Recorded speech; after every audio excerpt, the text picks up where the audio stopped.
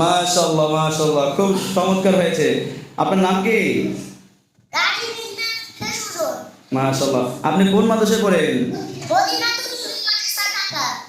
মাশাআল্লাহ, এই মাদ্রাসার পড়ালেখা কেমন? তাই? মাশাআল্লাহ, আরো ভালো করে পড়ালেখা শিখবেন, ঠিক আছে? আচ্ছা, বসেন। আপনারা সবাই কেমন আছেন? আপনারা সবাই কি স্বরবর্ণ পারেন?